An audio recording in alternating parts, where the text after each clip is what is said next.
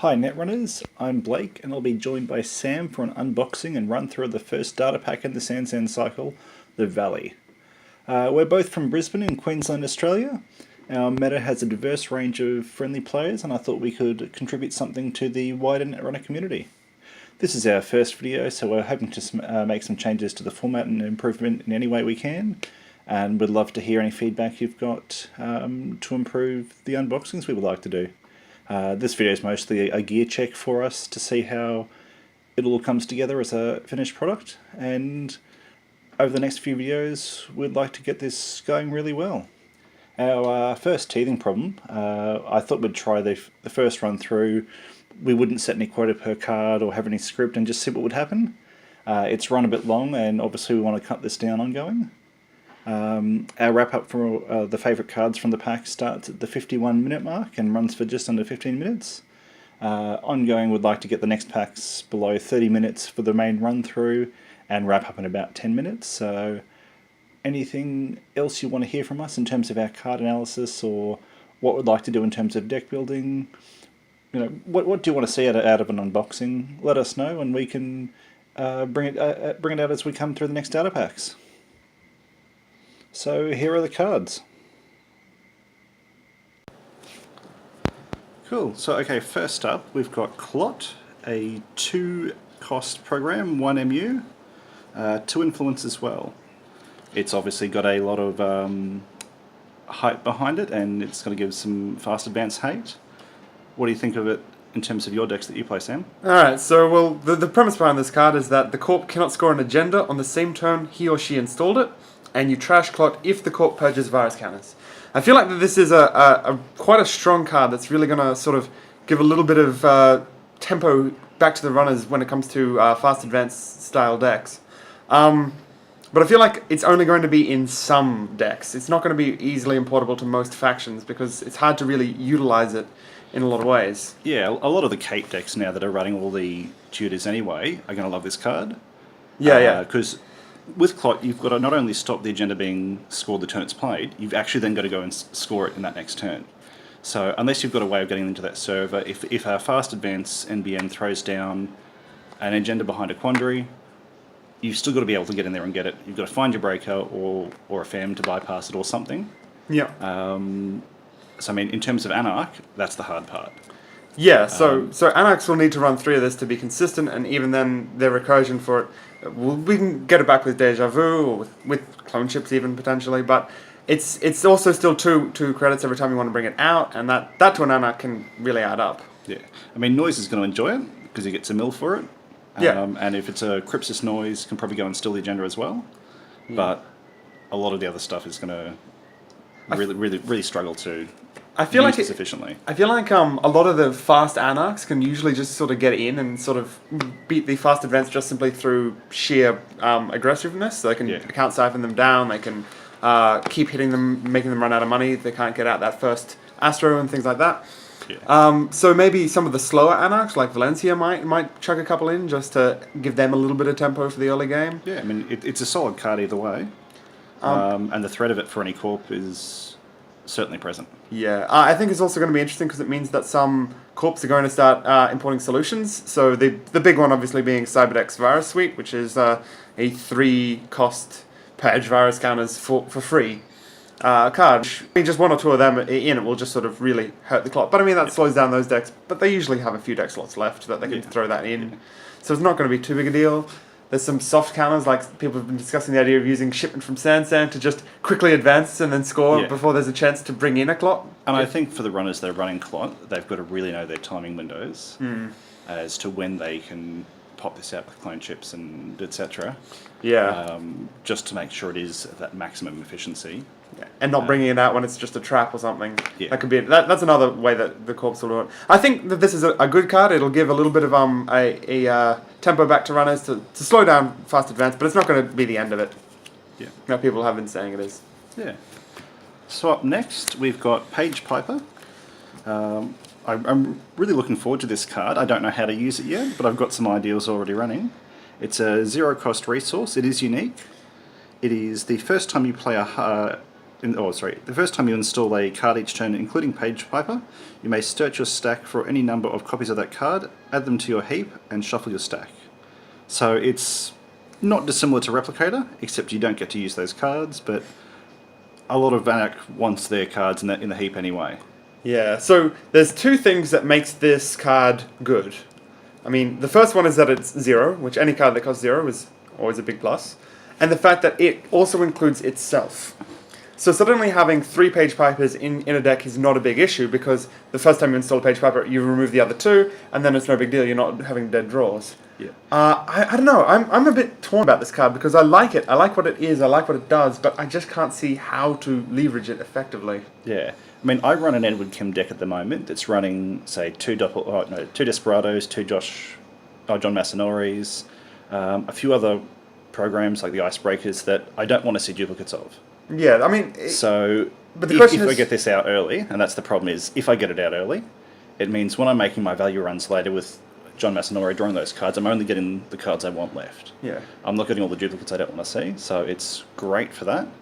Well, yeah, you say that if you see it early, but I mean, you can always throw 3 in, and I think that this is probably the one thing that makes you able to run over 45 card limit decks. Yeah, so you could see some use in Valencia too. Definitely Valencia is the big one, but even then, a lot of Valencias are sort of very event based, so they get like a very bare bones rig and just hit with blackmails with. Yeah, it depends what support they're running. Yeah.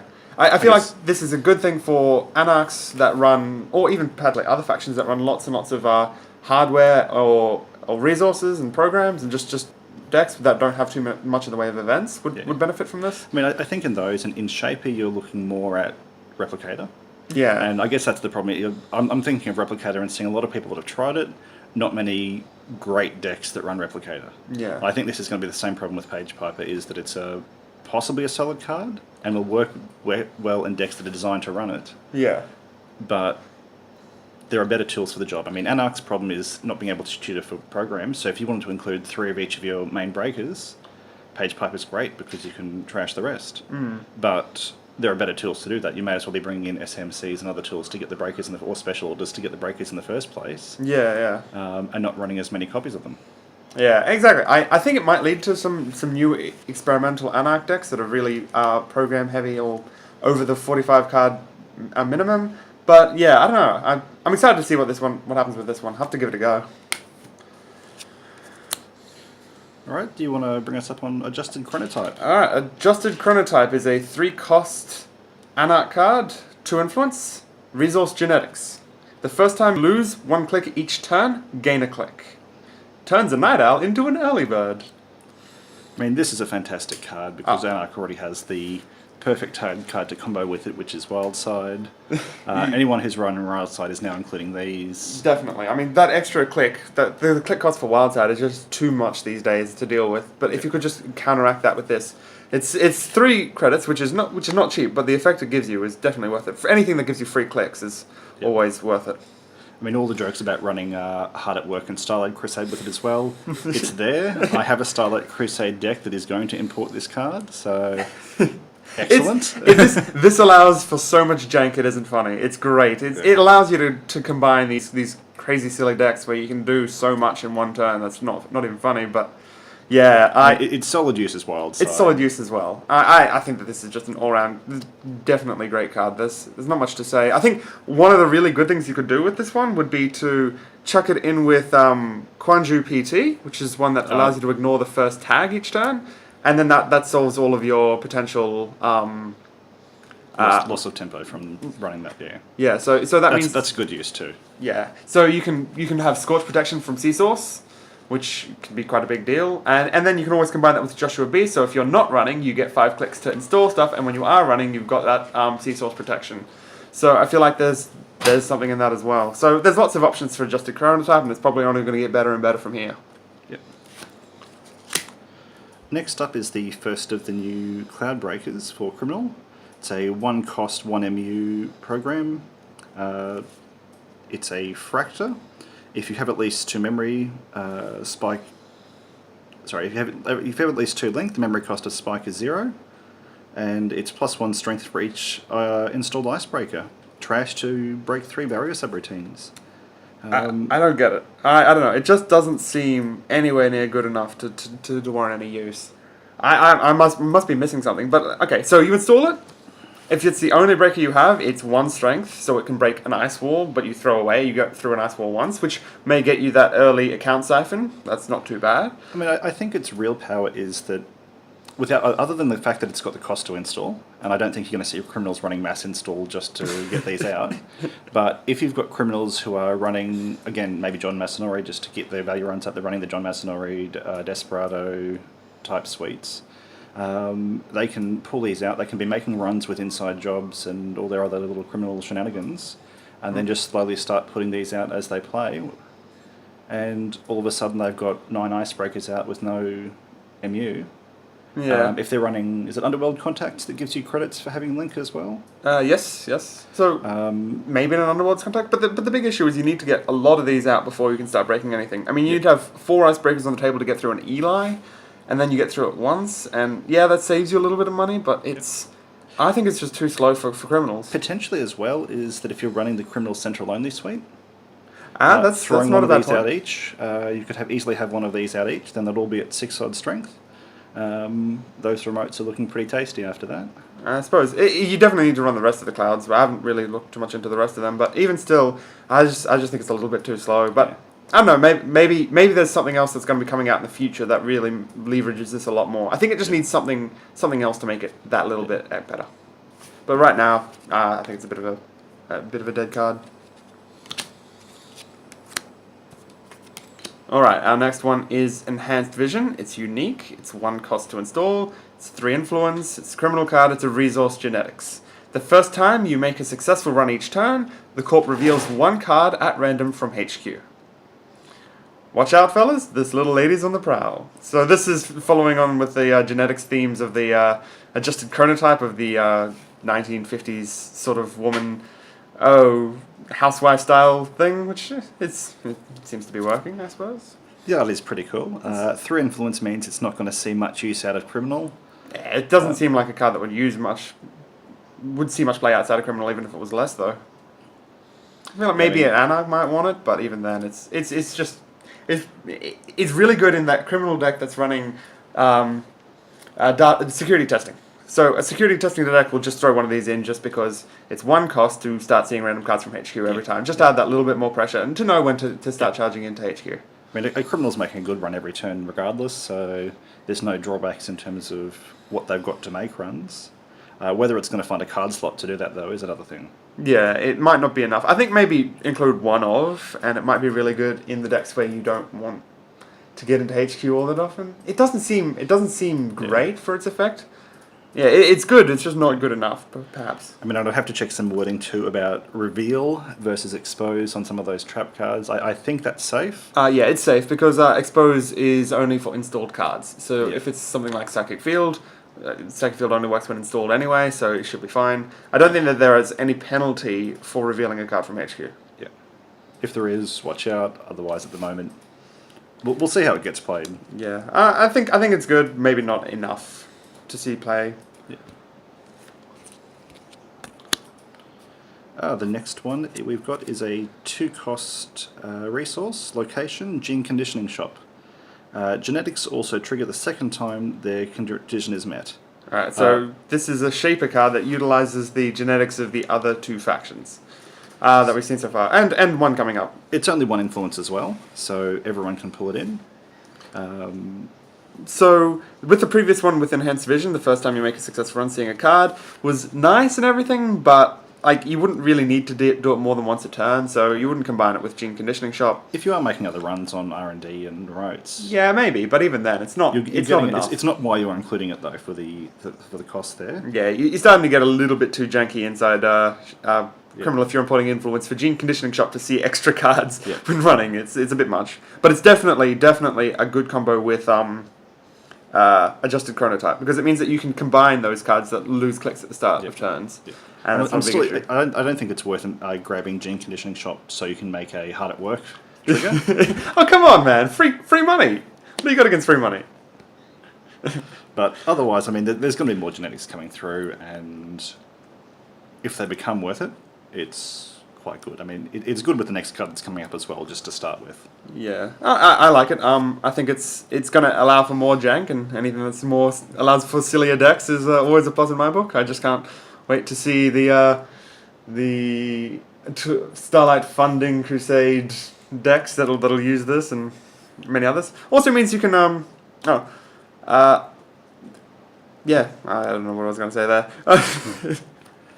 All right, next up is Synthetic Blood, a 3-cost resource, genetics again. The first time you take damage each turn, draw 1 card. 2 influence.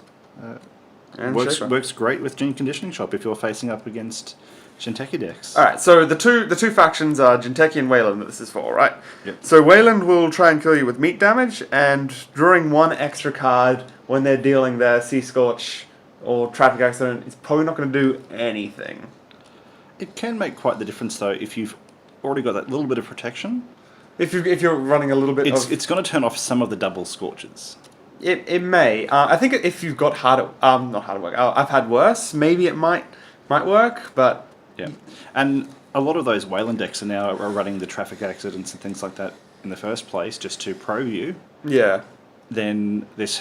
So you have 5 cards. You get Traffic Accident down to 3. You then draw a card with 4, and then if you've got a I've had worse, then their Scorched Earth will hit that, guaranteed to draw back up to 3, and then they scorch you again, and you still lose. Yeah, I don't know. I think its real strength is with Jinteki. So like the PE decks where they're just constantly pinging you for 1 damage each turn. They advance an agenda, they deal 1 damage to you. You run in, you take a net damage from a House of Knives. Bang! It just turns off a lot of that PE style. And importantly, Shaper's got Levy to deal with that as well. Yeah. So this combined with Levy basically turns off PE. Depends how much you're seeing it. If you see a lot of it, include it. Or if you don't want to deal with it in other ways, include it. Yeah. It's a nice card. It feels like a little bit of PE hate, which is a shame because I do enjoy Personal Evolution style decks. Now we've got Traffic Jam, a current neutral, 2 costs to play. As with all currents, it's not trashed until another agenda is scored. Or another current is played or an agenda is scored. So the advancement requirement of each agenda is increased by 1 for each copy of that agenda in the corpse score area. It took me a few times to read this one to fully understand it. So it means that if they've got a scored astroscript and they're trying to score out another astroscript, it's going to need 4 advancements instead of 3. But if you're trying to score out a Beal, this thing does nothing. Yeah. And it doesn't stop the first one. Doesn't stop the first one, yeah. Really where the problem is getting that first sneaky Beal out, first sneaky Astro out, and then starting the Astro train, yeah. Yeah, I mean, it doesn't stop them going Astro, then a Beal, then yeah, it's too late by then to do anything about it. I don't know if this is going to see a huge amount of play. I think it's just one of those things that does a little. It does a little bit against decks that run 3 of the same agendas. I mean, you're getting a lot of scoring out of hand hate with. We've had Source, Chicana, Clot, Traffic Jam now. So the big 4 agenda stoppers. I think Chicana and Clot will be better than Traffic Jam, but I mean, if you run all 3, the corp's just gonna get so mad. I mean, the problem is even if you're running all of them, they don't synergize that well together. Yeah, they're all trying to do something slightly different. Yeah. So. I also feel like Traffic Jam will also be decent against some RP decks that are trying to score out the 5/3s or something like that. That they're trying to. If they're trying to get that future perfect for the win or something, then it's a 6/3, which gives you an extra turn, which isn't bad, I guess. If you're already not running any currents and you want to stop those multi-scores, hey, this is good. I mean, it's turning off things like encryption protocols and the other currents you just don't want to see. Yeah, it's good. I like it, but it's definitely going to see play. How well it stops fast advance compared to the other tools you've got to use? I don't see it so much as an anti-fast advance as it is just an anti-3x agenda decks. So yeah, I don't know. It's interesting. It's an interesting design. Okay, we now have Symmetrical Visage, 2 cost resource, genetics again. 4th genetics in this pack. First time you spend a click to draw 1 card, not through a card ability. Gain 1 each turn, gain 1 credit. So it's a baby Proco. Yeah, it's professional contacts and training. Yeah. It's fantastic. I mean, I've run Proco on a lot of my decks, and the influence is just hard to keep up. So the only times where you'd want to have professional contacts over this is if you were drawing more than once a turn. Yeah. And if you're digging that hard in Shaper, I feel like you're doing something wrong.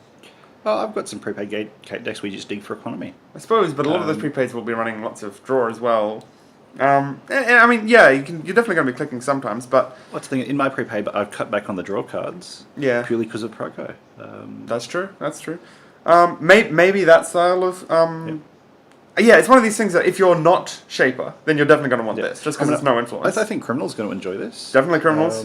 Anarchs would as well, because I know that sometimes you're stuck drawing with an Anarch. Yep. I mean, I think Anarchs are going to go to Wild Side right now, because it's the better genetic for that's draw. True, yeah. If you're triggering it with enhanced... adjusted. The other one is a 2-card combo, this is a 1-card combo, and maybe that might be just enough for some of the really fast Anarchs to want this if instead. you're not noise... this would be great for Anarchs too, just to get that little bit of draw a card, make a run, do whatever else you need. As for Shapers, maybe some of the Shapers that are a bit poorer, like, I don't know, Exile? And even with Proco, that cost to install it is harsh.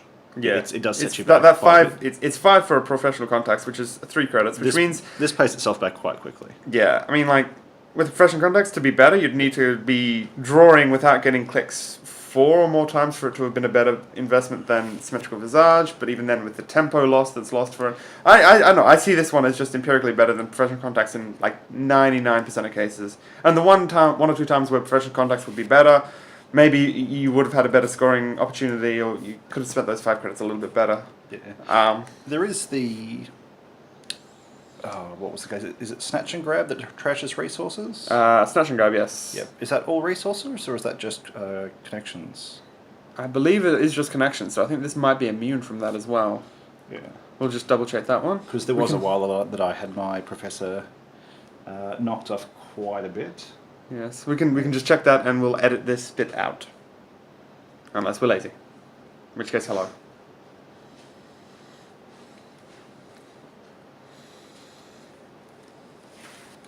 Okay, yeah, so Snatch and Grab was the zero-cost operation, trace 3, if successful, trash a connection.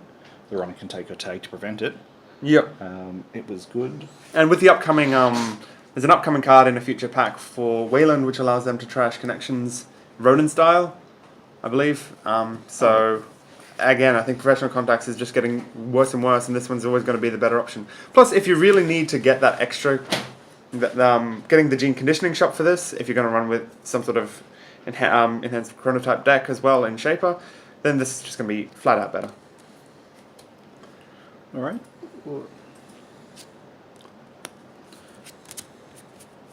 First up on the corpse side, a HB asset, Brain Tapping Warehouse.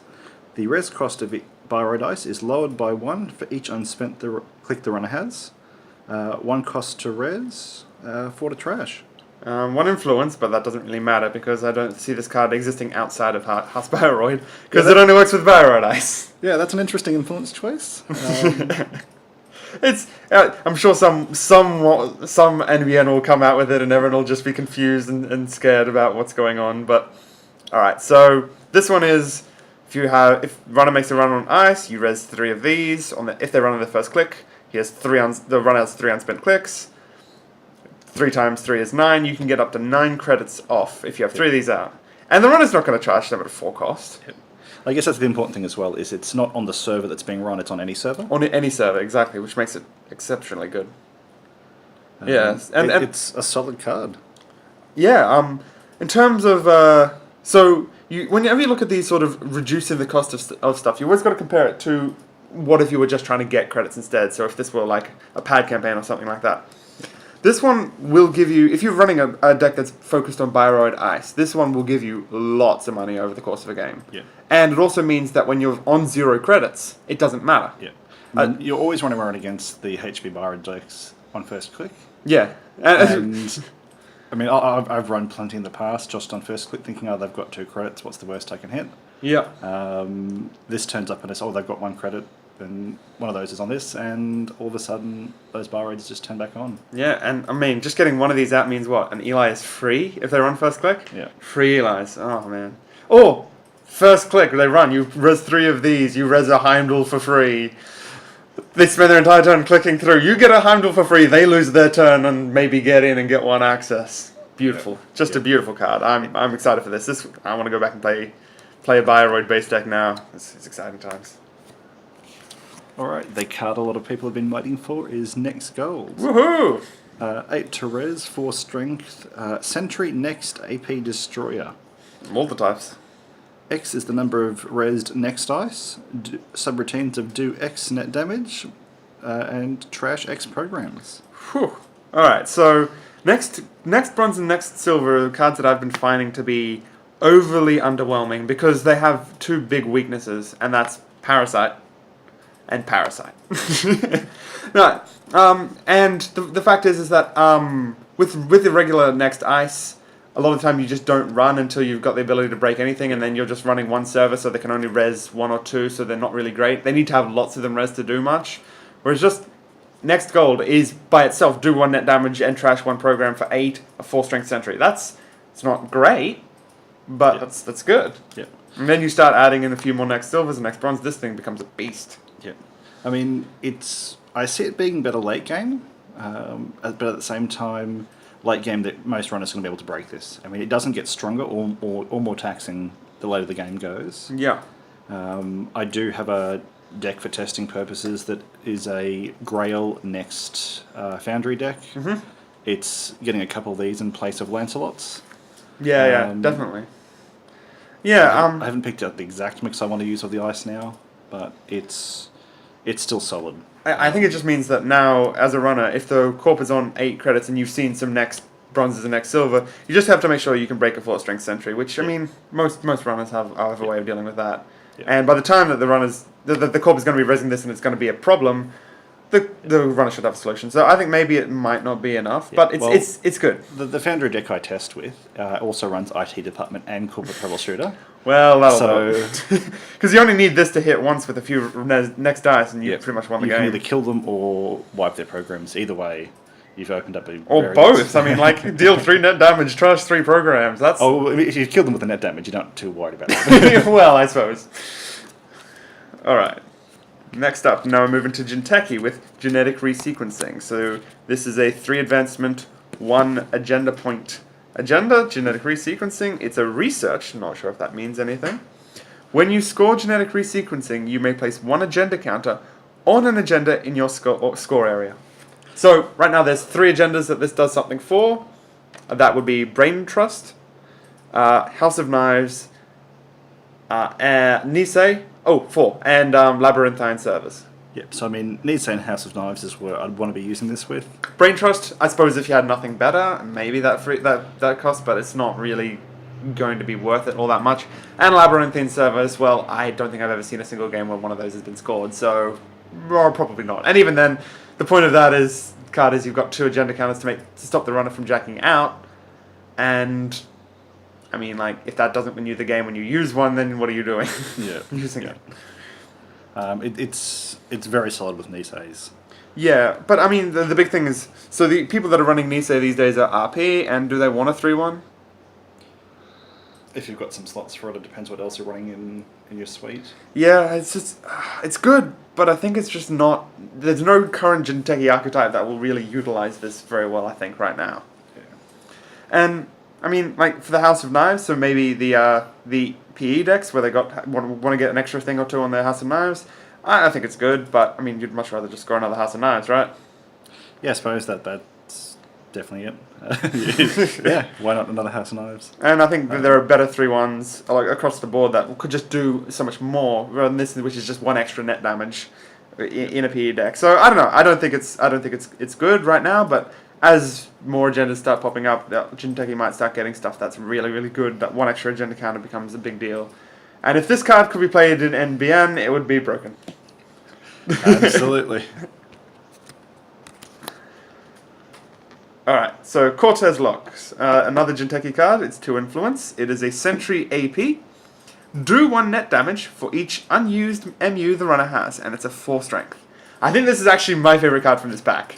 Yeah, there's a lot of people in our meta that are looking forward to running some of these. Because I just want to see the game. That's the criminal. First turn, installs Desperado. Second click, runs. 5 MU, 4 cards in hand, lose the game. Straight up.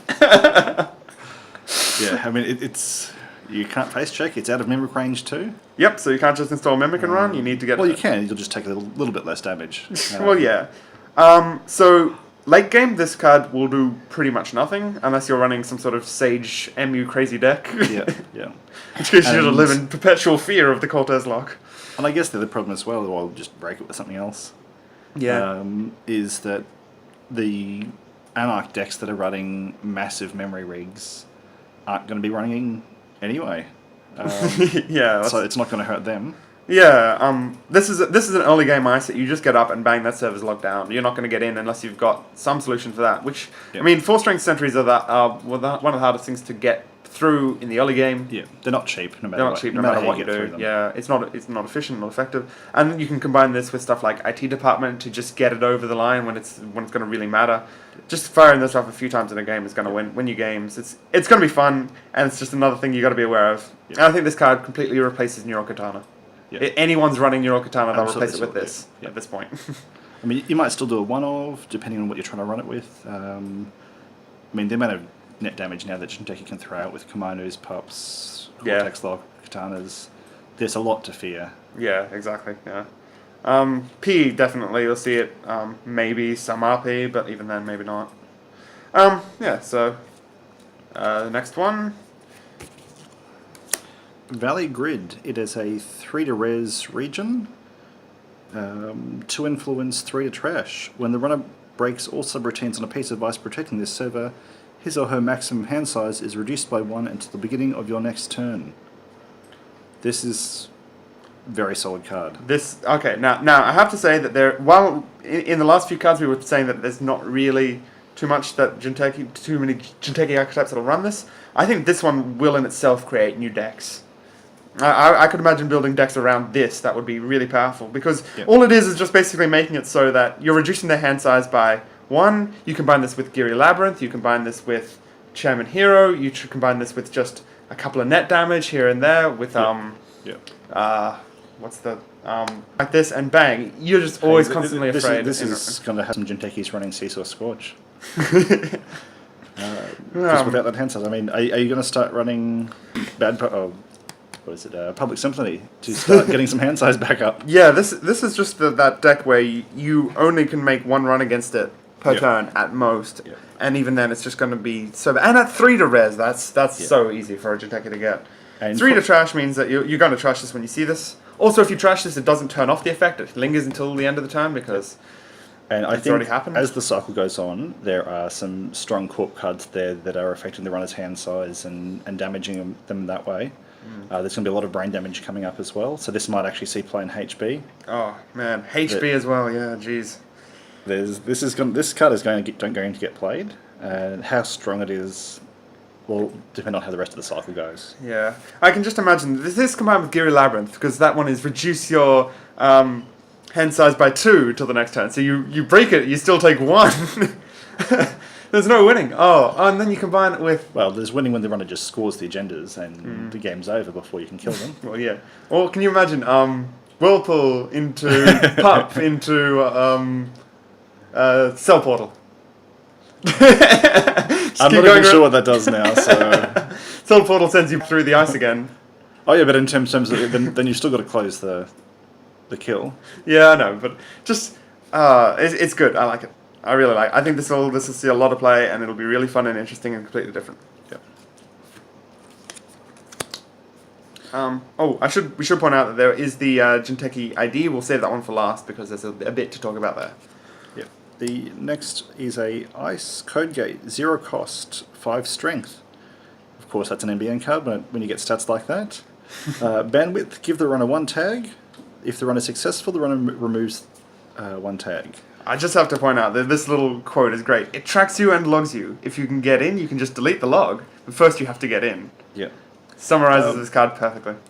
It doesn't trigger dedicated response team. Yes, it is a That was the complete first, anti synergy. Yeah. yeah, that was the first card I went to and thought, sweet, this is happening now. Yeah. And it doesn't work. No, it doesn't. So it's if the runner's successful, which would normally be the trigger for DRT, this one removes the tag. So yeah. I mean, Yeah. a data raven would do the job this does Yeah. 9 times out of 10. Yeah, it's if you can be guaranteed that the next piece of ice is going to stop the runner, then maybe then you're giving them one tag. But I mean, most runners, runners run John Masanoia with no big issue. They just go, yep, I'll just know to clear the tag. If you run through this and you fail, you're just like, well, I'm going to clear the tag. It's fine. It's not a big deal. Yeah. You combine it with a data raven, they just take the tag and then they remove one tag and then it's fine. It also has the potential anti-synergy that if you're running something like Quanju PT and you're tagged already, this one will ignore giving you the tag, and then if it's successful, will actually remove one tag. Yeah. So you can end up actually clearing tags by making runs with Quanju PT. Yeah, of all the ways NBN has to give you a tag, this isn't great. This is one of the most disappointing, yeah. I mean, yes, in theory it works with information overload and universal connectivity fee. Yeah, but I mean, those... in all those cases, I'd rather have the data raven out the front. Yeah, exactly. I mean, zero cost is great. Oh yeah, but I mean, four for a data raven is just bang. You do not get in unless you're willing to go tag me, and this one you don't even make a decision. You're just going to run that and clear the tag in the worst case scenario. It's not enough, but I mean, like if there's some way of killing the runner via ice because they're tagged, maybe depends what comes out in the future. This might see that step coming in, but with the current ice that's in play, there's better things. Yeah, I like it, but maybe one day. It's not enough at the moment. Alright, predictive algorithm, a zero cost current. 1 influence. This card is not trashed until another current is played or an agenda is stolen, as per usual. As an additional cost to steal an agenda, the runner must pay 2 credits. Now, are we combining this with NAPDs? 6 to steal an NAPD. Is it Utopia Fragment Shard? Whichever Utopia, one yep, which will increase the steal... additional costs. Oh man, it's another current NBN's getting that is good. NBN's problem is now which currents do I run? Do I run manhunts? Do I run this predictive algorithm? Do you run the one that you name a card and they can't play it unless you get lots of money? Targeted marketing. Targeted marketing. That's I used to run that a lot. It was great. Watching runners give you a ton of money because they want to install their Corona to beat your 3 wraparounds. Now, I think the real strength in this one lies in just throwing it, having 3 of them, just throwing them out and making that extra little bit of a cost to get that agenda out. But it means that suddenly you can, there is a combination here with bandwidth that may make bandwidth work, and that's that with universal connectivity fee. So they run that, they hit the connectivity fee, they lose their money, they go to access the agenda, they can't steal it. Yep. RSVP as well. RSVP? Oh yeah, RSVP definitely. That's probably an easier. That's probably an easier one to do. Even if you don't combo it with stuff, it's still very strong and powerful. I could see that this even being thrown into some RP decks. We might want to borrow this. Yep. I don't see it too much in the way of Blue Sun or other Wayland. It's nice, but it doesn't really combo well. Yep. It's anything that has agendas that protect themselves. This just gives them that extra boost to make it even better. Yeah. I think Fantasy Flight is giving NBN tools to get away from fast advance. Yeah. And this is one of those great tools that just gets you still a fast game. Yeah. Because you can play with this quite aggressively. Mm-hmm. As I said, just throw it behind an RSVP or something else that that they can't, throw it behind again, Quandary. Yeah. They're going to pay for their code gate breakers, which tend to be expensive to install. I mean, I guess there's Refractor now, which turns that off again. But I mean, there's still a lot of ways to use this card to just get a fast agenda out. Yeah, it's good. I like it. Alright, now move into Wayland with a 2-cost asset. 2 influence, 2 to trash. It's just 2s all the way. This card is the card of 2s. Click, gain, how many credits? 2 credits. Yes, exactly. Give a man money, he'll be rich for a day. Teach a man how to invest, and he is rich for life. I gotta love the art for it, the shark in the background. That's great. I mean, great card. This is a solid card all around. If it wasn't anything but Wayland, I think is one going to want this? Maybe. No, okay. I think Wayland's got better things to do with their clicks than Gain 2.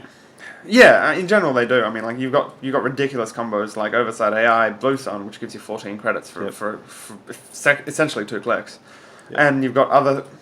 I mean, yeah, it's just not good enough for Wayland. But I mean, even then, it might be solid to just get you that back up. Because I know that there's times in many of the Wayland decks that I've run where they've been down to 0, 1, or 2 and just struggling to get up to that level to play the restructure in hand or something. And I guess if you're getting into some kind of credit fight with an Opus Shaper, where you click for 2, they click for 2. You're gonna lose though. You're gonna lose in that because they get 4 clicks, you get 3. You're gonna lose. But you've got a card to draw. Yeah, I know, but it's not gonna win. Although I think in most cases inside Wayland you'd prefer it to be, maybe a melange. Maybe that's getting a little bit ahead. Yeah. I mean, because that gives you 6 the first time you use it. Yep. And you're gonna only need to use this when you're absolutely out of cash. Yeah. And sure, this you can install, res, click, and then you're up 2 credits. Absolutely. And the other thing as well, it's beta run. Wayland's got some taxing service to get into. Yeah. That's where Melange is making most of its money. It's not when you click Melange; it's when you've made the runner waste 15 credits getting in there just to prove you don't have an agenda. Yeah. Outside of Wayland, though, I can see this being a solid addition. I mean, it's only 2 influence. Yeah. So the Corp doesn't have a lot of great ways to make money that have been reliable in server economy. Yeah. There was the card that came out, was it the upgrade that let you click it? There was the Katie Jones for the Corp. Oh yeah, the Shell Corporation. Shell Corporation, that was it. Which never really took off, did it? No, I mean I think this is in the same boat. It's just another tool you've got to make money. Is this going to go into Near Earth Hub? No. Oh, maybe? I don't know. Against paid campaigns? I mean, that's it. You just want clickless. My NBN clicks for money a lot, but I play a slower NBN. Yeah, but you're clicking with marked accounts, which is essentially 3 with NBN. It's 3 for 1 click, it's just a lot slower in getting it. It doesn't give me money now. It doesn't give you money now, but I mean... I throw this into yet another server, I get a card back. Yeah, You'll go and run it. If you trash it for 2... I actually think that this might see a lot of play in PE, which can sometimes get really money-starved. And just throwing this one out, and I mean, they're not going to be running servers anyway most of the time, or if they are, they're going to be very careful about it, and then they see this and they go, well, do I trash this, do I not? Is PE going to want its medicals and its sundews and its pads over this?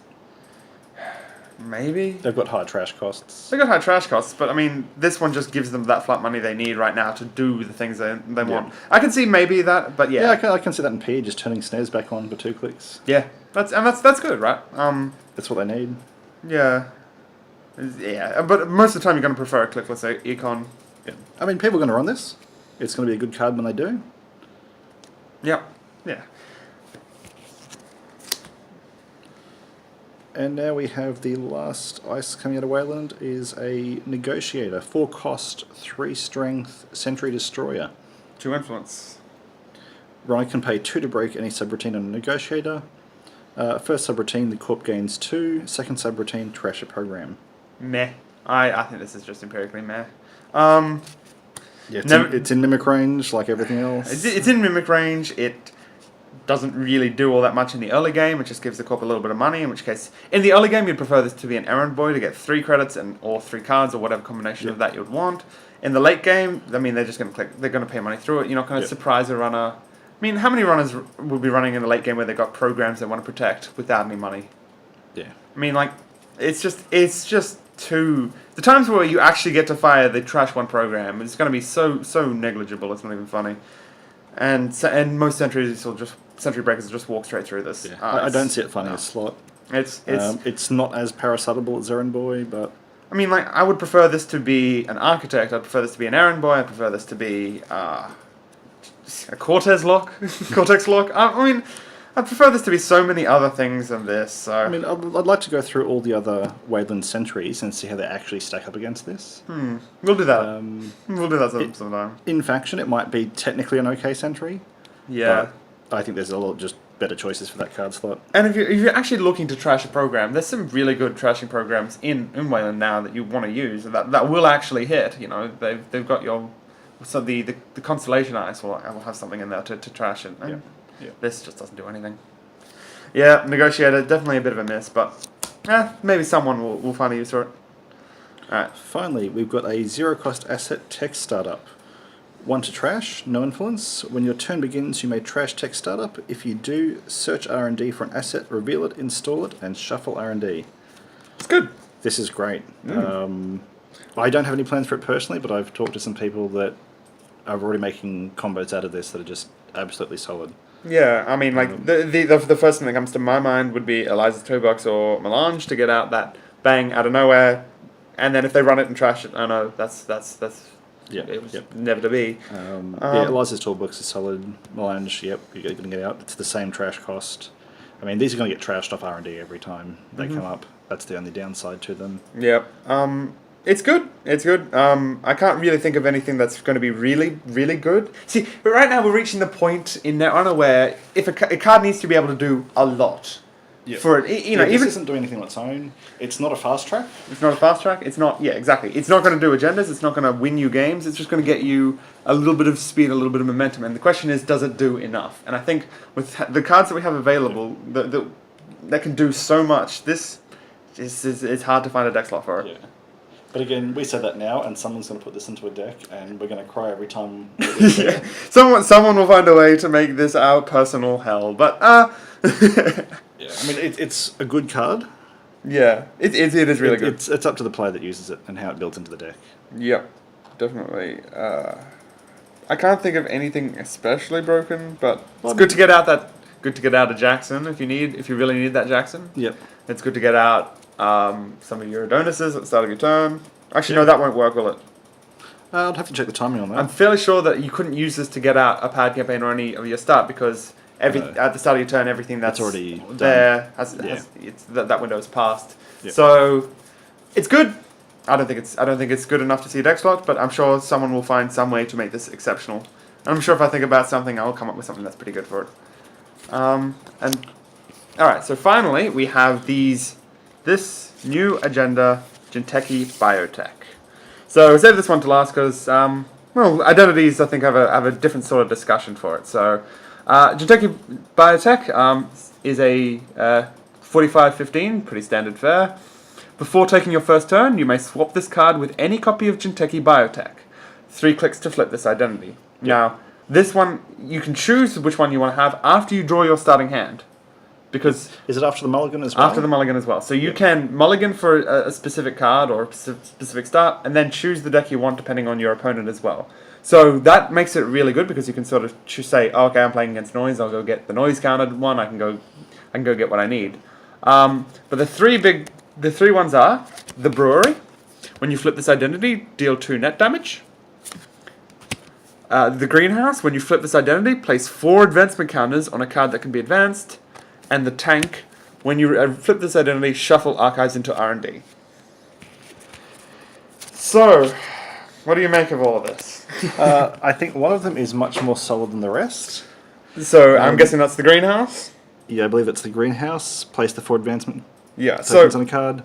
I mean, that's the go-to card. Yes, so I think whenever you're playing against Jinteki Biotech, you assume the greenhouse. Yeah. And that means that it just forces you to check remotes, right? Yeah, it's turning on a lot of good... Because you can get out a Nisei that's unadvanced at the start of your turn. Yeah. So that means that if you're doing some sort of mass shell game, you can just go, oh, bang, here's that. All of a sudden, it's on. So, yeah, that's definitely really good. The tank is when you flip Sardini, shuffle archives into R&D. So if you've got a really slow deck and you really need to get that extra turn, but Jinteki doesn't seem to be that. Yeah. Yeah, it doesn't really seem to do that well. I mean, some Jinteki decks are quite ice light. Yeah, I suppose. If you're playing the Jinteki that wants to draw a lot, maybe play out a lot of assets and then just put it all back. Yeah, I mean, like, if you're trying to do some sort of deck where you're just trying to keep constantly pinging them for damage and just try and get them to run out of cards and hopefully just keep getting that little bit of net damage and just the slow burn deck, maybe you want this to just keep going. Yeah, but if you're looking at a comparison, if you're using it more like a levy than like a Jackson, that's a thing. Yeah, it's basically a levy at that point. So maybe, but I think it's also really strong against noise. So if you've got a lot of agendas in there and you're starting to mill yourself, you can get rid of that. But it still has to be on your turn. Yes. Well, I mean, yeah. I mean, if you're running low on cards, if you're down to the last 10 and you know that Noise is going to hit you with a few, you might want to trigger this a little bit early. The last one, the Brewery, when you flip this identity, deal 2 net damage. It's not great. I mean, Well, maybe if you're running it with the Valley. yeah, that's exactly that's. I mean, the I thing. guess that's the idea to go with. So here's the question now: do you design a deck around doing potentially all 3 of them and then swapping them out in and out cleverly, or do you choose 2 to focus on, or do you always just go the greenhouse or the brewery or the tank? I think there's 3 different approaches to that, and that will give you 3 completely different decks. And that's going to come down to everyone's local meta. Absolutely. So this one is a very meta-dependent card, and it means that when you play against someone in a different city, in a different area, and they bring out Jinteki Biotech, you got to respect all 3 of these potential outcomes, and I think that in itself is pretty solid. Yeah. It'll be interesting to see if anyone takes this to regionals. Yeah, it's exciting. I don't know what else. There's a lot of options. I think if you're going to try and capitalize on all of them, you need to have stuff like Valley Grid and make that the sort of idea, because then you can just advance stuff if they're not a deck that's going to be running stuff. You can deal net damage if they do and they run out. Yeah. I mean, as a corpse choice, then, I mean, if you're sitting down from someone, what do you choose? Who do you take the net damage against? Who do you take the shuffle against? Oh man, it's a hard decision. I mean, like, obviously you take the shuffle against Noise, but maybe Noise is expecting that. Yep. So then you throw the net damage, and this is where the beauty of Jinteki's... If it's against the Noise, do you just go, I'm just going to take the advancement tokens and try and win before I get milled? Yeah.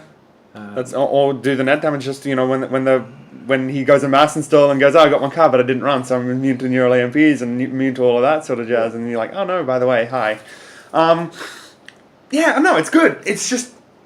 Oh man, I don't know how to build a deck. I don't even know how to begin with this. This is one where you just got to know what's around and just use this to just be that guy that just you can't get in, you can't do anything with it. It's exciting. So that wraps up the pack. Yeah. So that wraps up our look at the Valley. We've selected some of the cards that we think are the best in this. What do you think of the pack overall, though? It's enjoyable. I mean, Fantasy Flight's direction with what they've done in the spoil as well. It looks like it's going to be a fun pack to go through. Oh, the cycle, yeah. This pack in particular, though, it's got a nice start to that with a couple of really key winning cards, and it's definitely giving them a feel for what they want. I mean, I love the theme of Netrunner more than anything in the game. Yeah, and they're giving it to you. Yeah, like it's a great set. I mean, the art's good, especially the genetics cards. Yeah, the entire genetics idea of them is just a different design space, which I think will give them a lot more. It's interesting and fun, and yeah, it's good because it rewards runners for what they're doing already, and that's what they really need right now, I think. Yeah, so we've gone through and picked out some cards that we like out of this pack. Yep. We ended up with 4 of the same and 4 different ones. Yep. So on the runner side, we'll start on the runner side with Symmetrical Visage, which is the 2-cost neutral resource genetics. So this is just a nice little economy engine that'll be rewarding runners for drawing cards, which is what they want to be doing anyway. It's a solid card even without the genetics mechanic. Yeah. There's a lot of decks that are going to run this just as is, no extra genetics, just straight up playing this. Yep. It'll be interesting to see, because they're going to come up with the cybernetics as well, if there's going to be cards that have similar economy effects, or if they're going to be more game-changing effects. Potentially, yeah. No, the other one we liked was Adjusted Chronotype, which is when you lose a click, gain a click. Just really good. Yep. Really turns on a lot of cards that haven't really seen a lot of love. Yeah, I mean, it's a solid ANR card. They've already got the cards to support it. It's a beautiful card overall. Yeah. No reason not to run it if you're running Wild Side. Definitely, yeah. And it's got lots of little side effects and bonuses, and it's in no way a bad card. On the Corpse side, Cortex Lock. I keep saying Cortex Lock. Cortex Lock, which the net damage for each unused MU really locks down your early game, protects those servers, really good for next to nothing, and it's hard to break with Sentry Breakers. Yeah, I mean, I love this card in terms of what it does. Yep. I don't really play Jinteki. I play Arc as well with Mimic. This is going to hurt me a lot, but I still love the card. Time for me to get a lot of these. Really good card, and doesn't do a lot in the late game, but doesn't need to, because I mean, you always need that ice to get you through to that late game where you can get out your bigger stuff. Yeah. And on the other side is Predictive Algorithm, which is the NBN card. Just making that extra cost and just means that there'll be. I mean, if they access an agenda and they don't have the 2 credits, then it's paid for itself in any potential. Even if they do pay the 2 credits, that's still better than nothing. Exactly, and they might go, "Oh, I've got 4 credits, I can get that NAPD." Now it's 6. Now it's 6. As for are people going to start taking NAPDs at 6? you have to, because you're going to have to pay the 2 cost eventually. I've lost games because I've taken NAPDs already. Another 2. Yeah. Oh man, it's That's good. Gonna hurt. It's That's good. Gonna hurt. That's fun. As for cards that we differed our opinion on, I had 4 on the Corp side. I had Clot. Now Clot, I don't think it's as great as people are making it out to be, but I think it's a game changer in some ways. It's going to be in a lot of decks, at least when it comes out. Yeah. If it stays around. I mean, there's been so many game-changing cards, theoretically. They're just never really stuck around, I mean, how many people are running Caprices, IT departments, all those other cards that people thought were going to change the game, and they're just still fast events are still there. Yeah, exactly. I mean, it's not going to turn off fast events, it just gives them another little thing that they need to deal with. And I think that's the way to... I don't want to see anything just shut down fast events. I just like to see stuff to allow runners to counter it in some ways, or make the corporation have to get extra cards and really design where they're going to go. It's putting that bluffing game back. My NBN already runs snares. I've put out cards blind and scored them. I've put out cards behind ice I couldn't afford to res, and watched criminal players not inside job them because I just assumed it wasn't an agenda.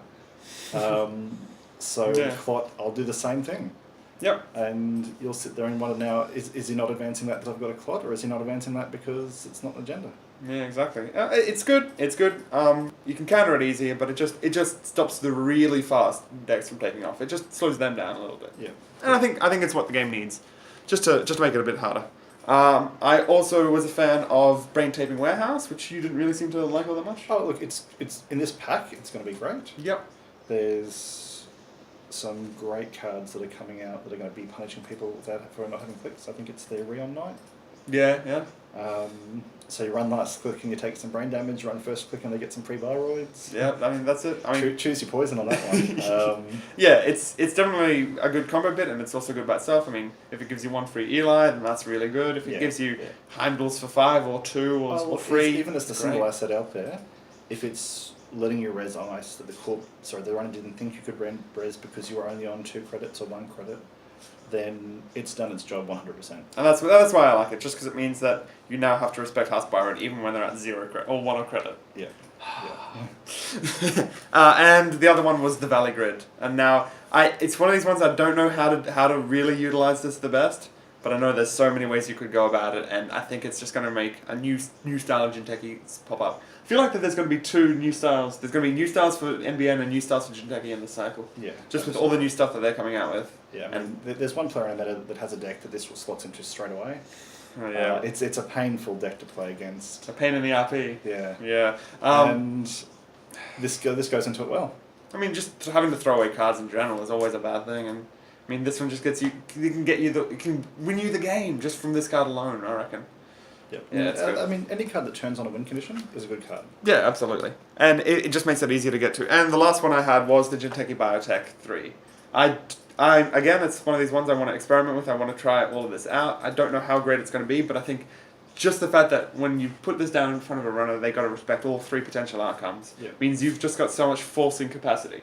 Yep. But I think the biggest weakness with this one is that once you use the ability, the runner can know that you're now free to. And I guess the other thing as well is the problem with it is that it's... Are you running that over RP or PE?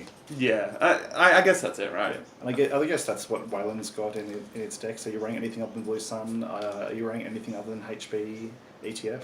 Are you running anything other than Near Earth Hub? Yeah. Like you can, but most of the time it's better that way. But I think maybe just getting one of these off in the right circumstance can win you the game, and if that's the case, then that's great. That were my 4. What were your 4? So the first card that I've picked up as one of my favourites from the pack is Tech Startup. Mm-hmm. It's going straight into my NBN deck. I run a lot of high trash cost assets already. This is just getting me those assets quick. If I pull a daily business show with this, you're going to hate yourself. If I pull another marked accounts with this that you just trashed, or anything that you've trashed, I pull up I can't pull up a Sansen with it, but hey, that's that's a shame. Yeah.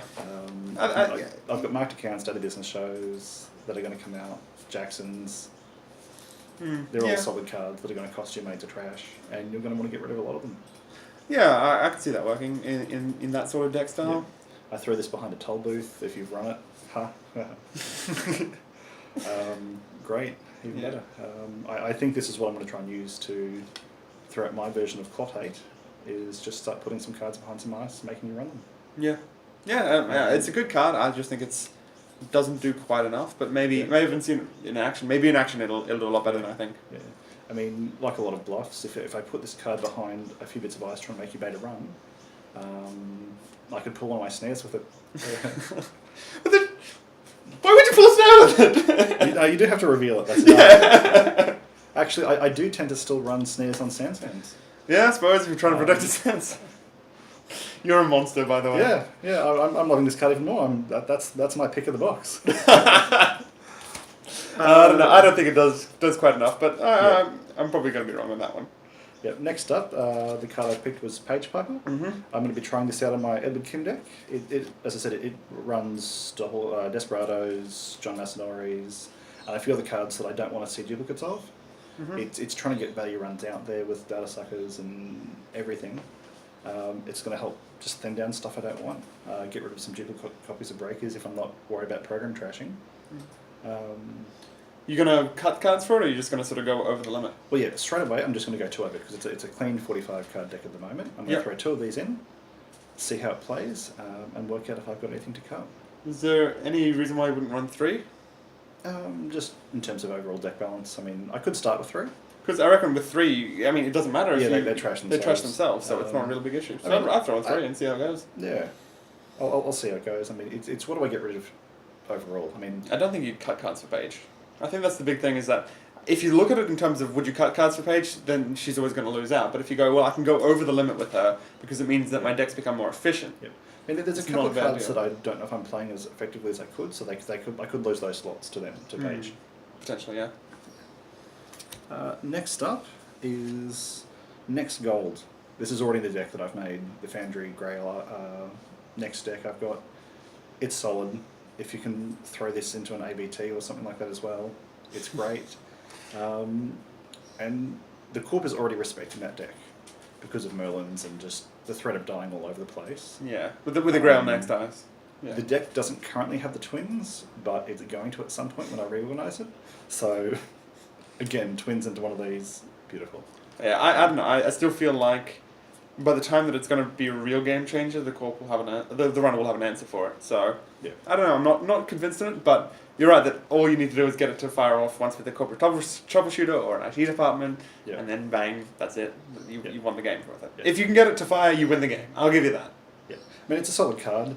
At worst, it's powering up all the other next cards as well, giving that a little bit of extra That's strength. true, yeah. The deck does have Mother Goddess as well, just to give that overall boost to the next ice. Nothing wrong with more next. And last up, the card I put in, because I'm going to try and make a deck around this, is Spike. It's not here yet. I need another few data packs to come out.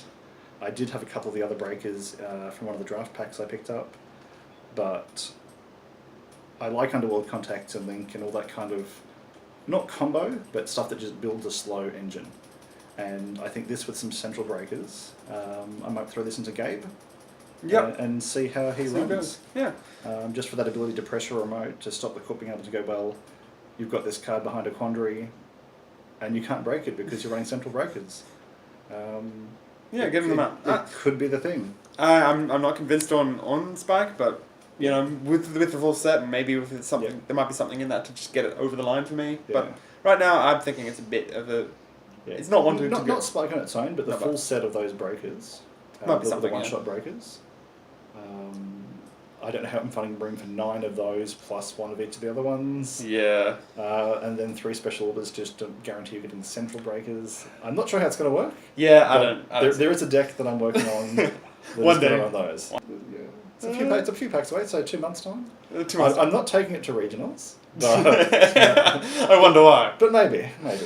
All right. I think that's our thoughts. So very solid packs. Genetics are great. Can't wait to see more of them in the upcoming packs. Yep, I'm looking forward to the rest of this cycle. It's going to be fun. Yeah. Right, let us know what you think of this video, and we'll catch you for the next data pack.